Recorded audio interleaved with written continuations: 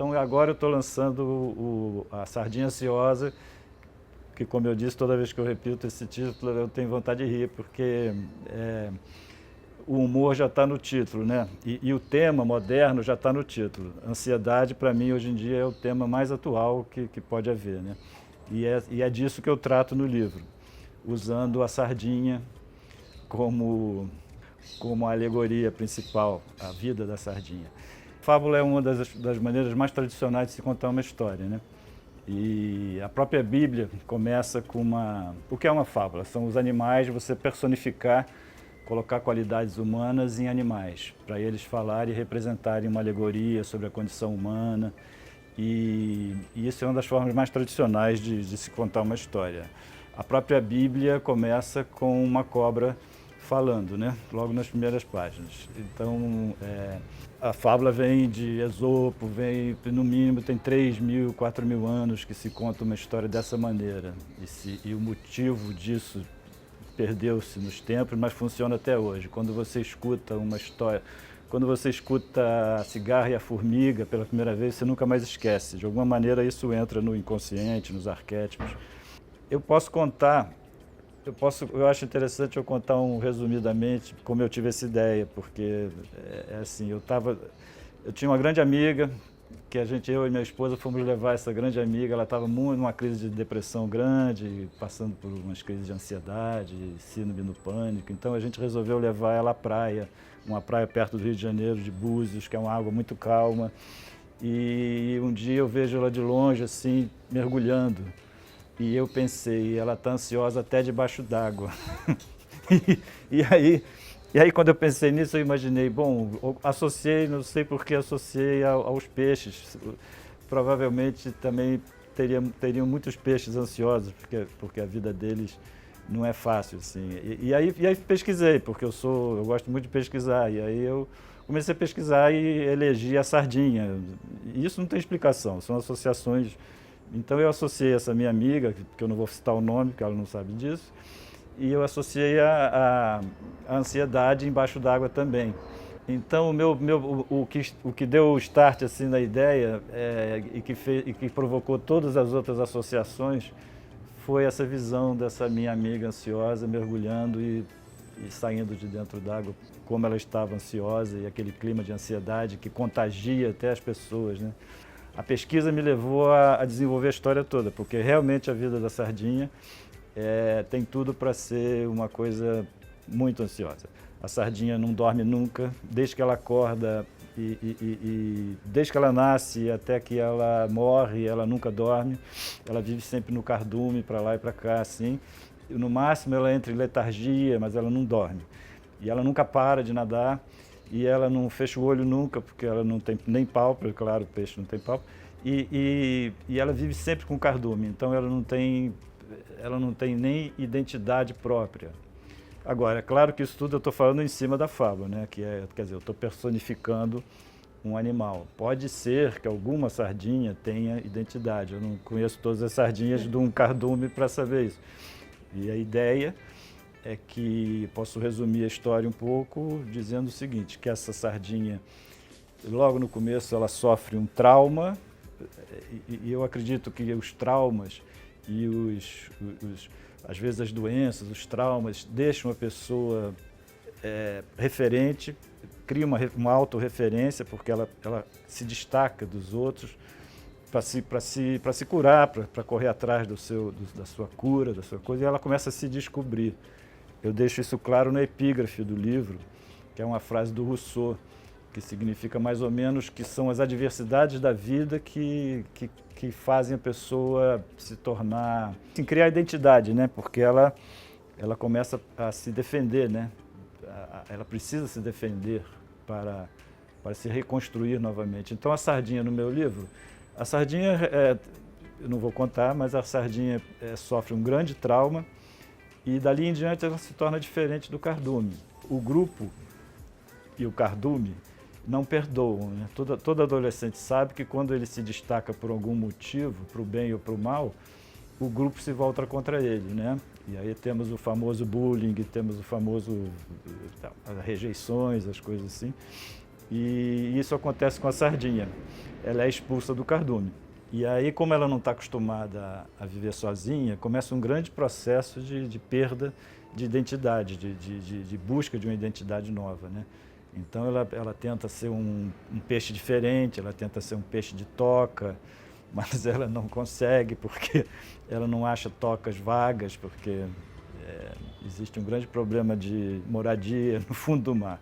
Bom, aí na busca dessa identidade, como ela se vê sozinha, fora do grupo, destacada do seu ambiente natural, ela tem que tentar se individualizar, tentar saber quem ela é, todo um processo que é muito doloroso, assim. E aí ela encontra ajuda em outro habitante do mar, assim, né? E esse outro também tem os seus problemas e os dois se ajudam para cada um realizar seus sonhos, superar seus problemas e tal, e é mais ou menos essa a história, né? O que eu gostei dessa história é que é impressionante como a sardinha reflete muito do que a gente está vivendo atualmente, ainda mais com essas mídias sociais todas, agregando todo mundo, formando um cardume assim, compacto, né, das pessoas. E o cardume tem muitas semelhanças com o que a gente está vivendo de informação. É incrível como tudo isso se juntou na minha cabeça e espelha o que a gente está vivendo, né? Nós estamos numa sociedade de sardinhas, todas iguais e todas formando um cardume. E uma das outras analogias, uma outra semelhança é que a sardinha, o cardume, ele é feito também, a forma do cardume varia para assustar peixes maiores. Então, quando vem uma baleia, o cardume às vezes toma forma de uma outra baleia, isso é instintivo, né? Eles se reorganizam. Então, é mais ou menos como a gente hoje faz movimentos na mídia social, nas coisas assim. De repente você vai formando uma aparência de que aquilo ali é muito mais relevante e tem muito mais gente, e tem hoje em dia os robôs que ampliam o cardume. Então o cardume, na verdade, é composto de sardinhas pequenininhas, indefesas, mas que juntas parecem um bicho muito maior. E foi por aí que eu investi na história. Durante toda a história eu crio analogias com o ser humano e as sardinhas. E funcionou, eu acho, modéstia à parte, eu acho que funcionou. Uma palavra para definir esse livro seria individuação, que é um processo de você se tornar uma sardinha diferente de todas as outras e realmente descobrir a sua identidade, com as suas qualidades, de você gostar de você mesmo, de você combater um pouco seus defeitos e descobrir realmente o que você veio fazer no mundo, porque eu acho que isso é complicado. Muita gente passa pela vida sem fazer isso. Muita gente passa pela vida sem sair do cardume. Inclusive, eu acho que a maioria, né? A maioria vive no cardume, né? E o cardume é muito confortável, ele dá proteção, ele dá... Por exemplo, as sardinhas, quando estão em cardume, elas produzem um muco que faz elas escorregarem assim melhor no mar e elas entrarem umas entre as outras. Então esse muco é uma espécie de sabonete, é como se o cardume fossem milhares de sabonetes, um do lado do outro, escorregando assim no mar, entendeu? Então a vida da sardinha, desde que ela nasce até que ela morre, é como se você vivesse a vida inteirinha entre dois espelhos. Você olha para um lado, tem você mesmo infinitamente. Você olha para o outro, tem você mesmo infinitamente, e você vive assim a vida toda. Imagine isso, né? Imagine essa situação. A sardinha dura 7, 8 anos.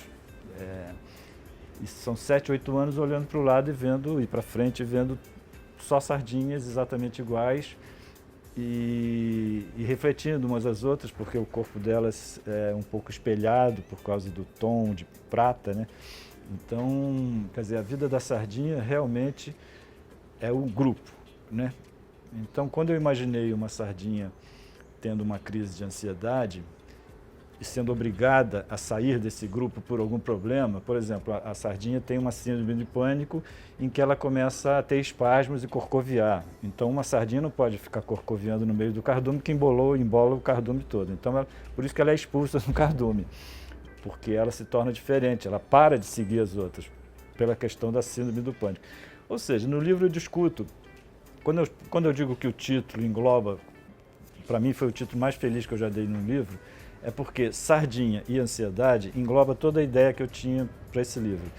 Que é assim, ansiedade para mim é a palavra que engloba todas as coisas, desde síndrome do pânico, a psicanálise chama de distúrbios de ansiedade. Todas as coisas, o transtorno obsessivo compulsivo, várias dessas coisas, acredito, está dentro do distúrbio de ansiedade. Tudo começa com ansiedade, que é o mal do século, né? Então, fazer uma fábula sobre a coisa mais, para mim, mais atual e premente de ser dita e de ser discutida, para mim encaixou bem legal. E tudo por causa dessa amiga que eu achei que ela estava ansiosa até debaixo d'água, né?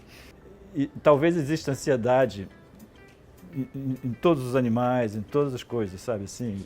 E aquela ansiedade que extrapola. Se uma sardinha olhar um tubarão chegando, ela vai ter aquela ansiedade natural. E é o que eu digo no livro. E quando não tem o tubarão? Da onde vem essa ansiedade? Como nós, por exemplo, entramos em estados ansiosos sem ter nenhum motivo. É daí que vem todos os... É isso que eu acho legal, que esse livro discuta, que sirva para levar essa discussão em sala de aula, porque eu sei, por exemplo, que tem muitos jovens sofrendo ansiedade e muitos pais sem saber como lidar com isso. E eu acho que livro serve muito para abrir a discussão, porque o livro sempre, os bons livros sempre deixam abertas discussões, não fecham. Mas eu espero que esse livro tenha esse resultado de unir e de falar disso de uma maneira bem humorada. Falar de uma coisa que é talvez a coisa mais terrível que possa estar existindo hoje em dia, que é esse medo sem sentido, que é o medo do futuro, que é o medo de ter medo, sabe? Então eu acho que isso, e provocado por o estresse que a gente está vivendo, e é isso.